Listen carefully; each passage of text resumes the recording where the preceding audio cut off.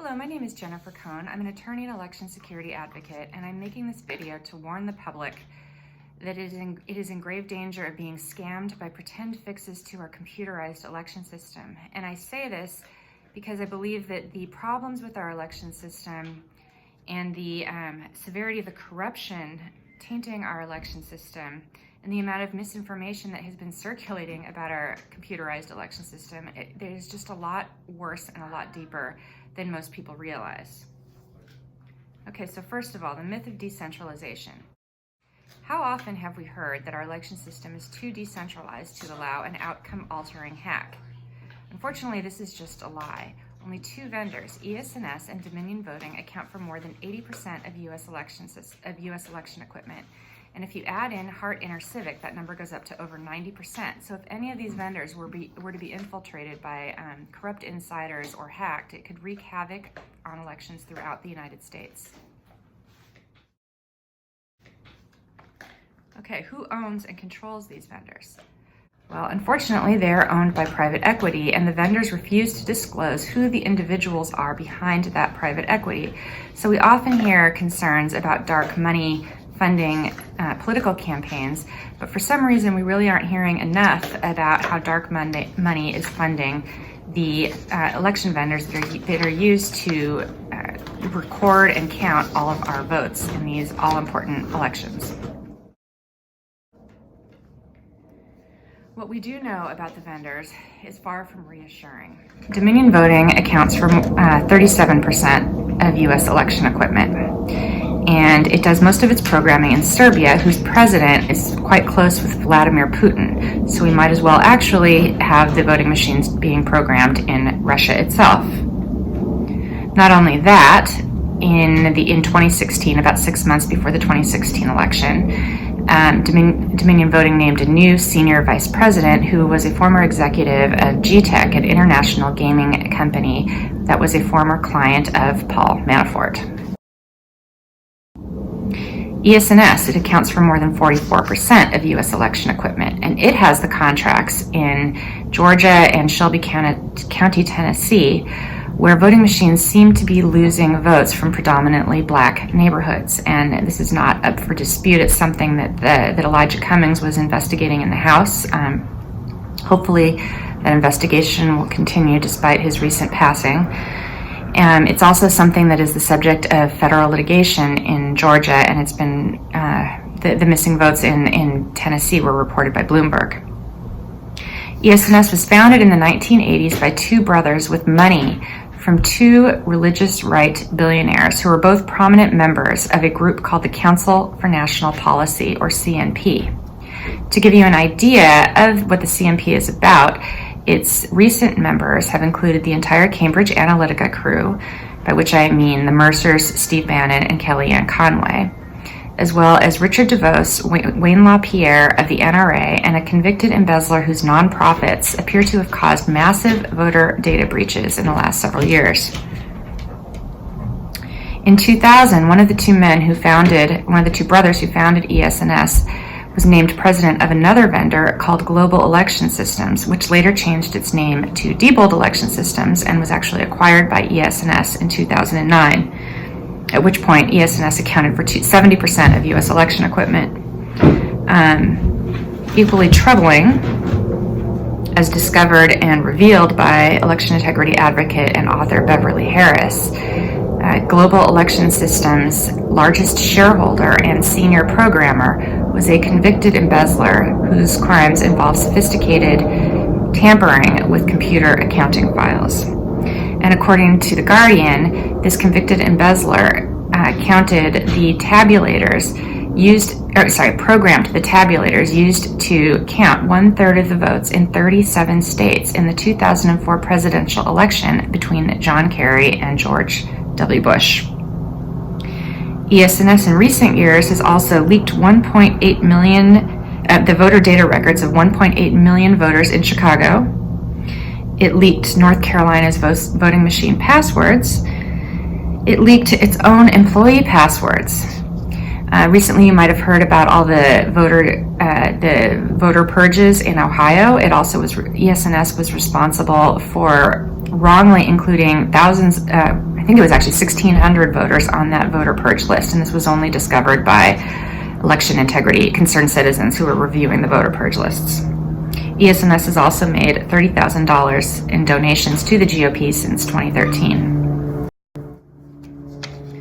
Lies, lies, lies. These vendors have also lied to us repeatedly. In July 2018, cybersecurity journalist Kim Zetter reported that despite prior denials, ES&S has installed remote access software in its election management systems. And this is incredibly dangerous because election management systems are the centralized computers that are used to program every single scanner, voting machine, and ballot marking device in the county or state.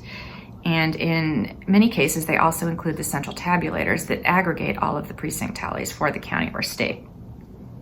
In August of 2019, Kim Zetter further reported that ES&S's election management systems connect to the internet, which was something else that ES&S had said and election officials had said was not the case. Kim Zetter also revealed that the wireless modems that ES&S began installing in Florida, Wisconsin, and Illinois in 2015 to send precinct tallies from the precincts to the central county tabulators, that those too connect over the internet, which was something else that ES&S and election officials had denied was the case. Okay, in addition to outright lies, these vendors have engaged in false and misleading advertising. And in particular, they have redefined the phrase paper ballots to include not only traditional hand-marked paper ballots, which are unhackable, but also very much hackable machine-marked printouts from electronic ballot marking devices. So if you don't hear the hand-marked prefix before the phrase paper ballots, there's a very good chance that you are about to be scammed with these new electronic ballot marking devices and other phrases that vendors and others, election insiders also use to refer to these new, highly controversial, by the way, or at best controversial, ballot marking devices are voter-marked paper ballots, voter-verifiable paper ballots, and paper records. So if you really want an unhackable paper record of voter intent, you need to hear that hand-marked prefix. Okay. So again, what is the concern with these new ballot marking devices? Well, ballot marking devices have been used for many years for voters who are unable to hand mark their ballots. The difference now is that the vendors and election officials are deploying them for all voters, including those who would be able to mark their ballots by hand.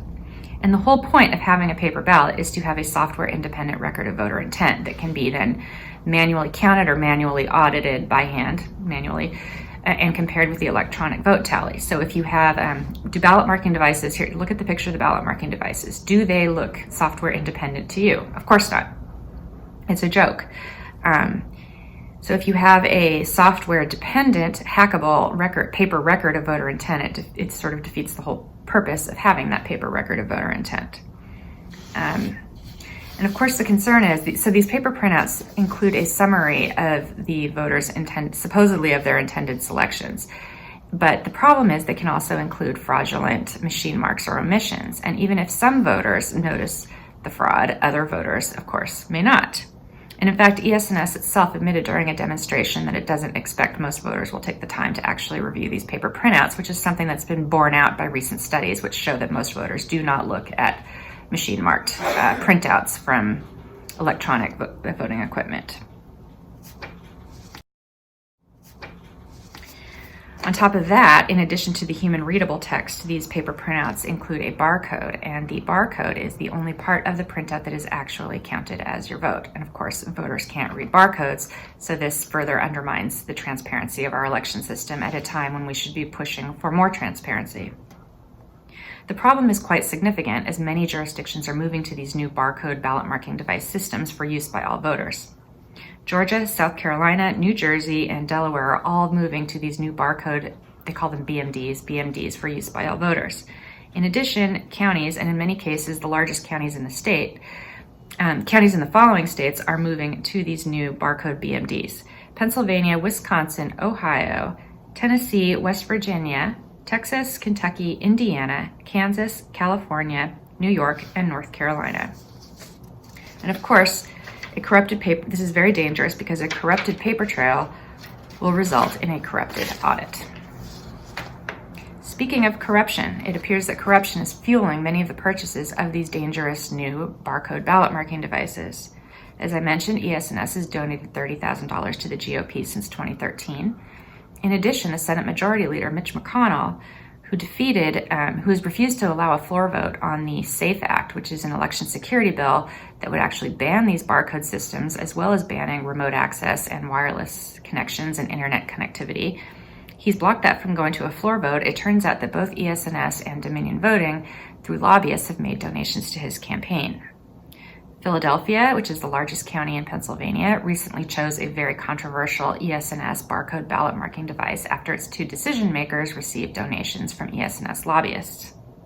South Carolina also chose ES&S's barcode ballot marking devices after its election official has received $20,000 in gifts from vendors over a 10-year period. In New York, New York City, the head of the election board is gunning for ES&S barcode ballot marking devices after he too sat on an ES&S advisory board and received gifts from the vendor. Transparency seems to be the only thing that results in meaningful election security action in our country. So, for example, according to Kim Zetter, who broke the stories about remote access and internet connectivity in ES&S systems, Wisconsin knew that its election management systems had been left connected to the internet, but refused to take any action until after Kim Zetter said she was going to break her story publicly, make the story public. In addition, North Carolina did not ask, whose VR systems electronic poll books failed spectacularly in 2016, asked the Department of Homeland Security to analyze those poll books only after Reality Winner, the NSA contractor and veteran, leaked to the media that VR systems had been breached by Russia. And several key state election officials said they had no idea about Russian hacking until the Reality Winner leak. Unfortunately, our government opposes such transparency. It locked up Reality Winner for 5 years, which is the longest sentence ever under the act under which she was prosecuted. And it won't tell the public the two other election service providers that were hacked by Russia. So we know about VR systems, but we also know that there were 2 others, and our government won't tell us who they are. Nor will it tell us the second county that was hacked by Florida. We were told that in the Mueller report that there were 2 counties. One came forward voluntarily, which is Washington County, but the government won't tell us the second one. And in recent months, we've heard that the number is now actually up to 4 counties that it appears Russia breached in Florida. On top of that, we've received no word on the outcome of the DHS's forensic analysis of North Carolina's electronic poll books. They've had them since June of this year. We've heard nothing since, nor have we been told whether they will ever tell us the outcome of that forensic analysis. So in the past month or so, you might have read in the media that Mitch McConnell had caved and agreed to election security funding. Unfortunately, this was also a fraud on the public, because the only reason that Mitch McConnell agreed to this funding is that he removed every single election security requirement from the bill.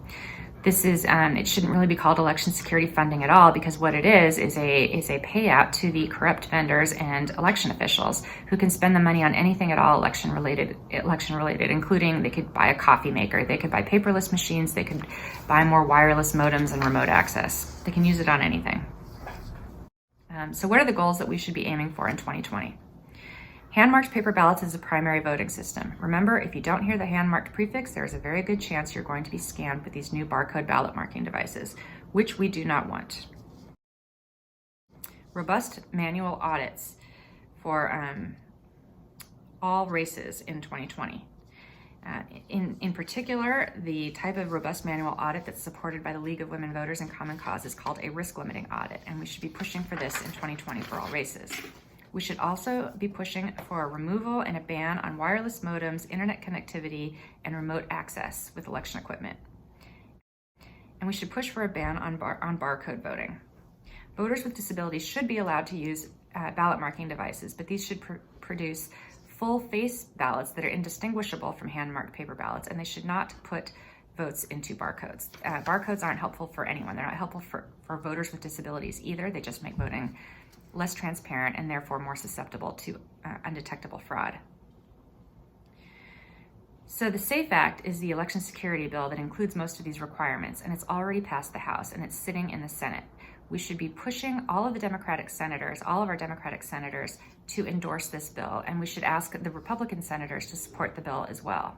We should ask them to pressure the Senate Majority Leader to bring this bill to a vote in the Senate.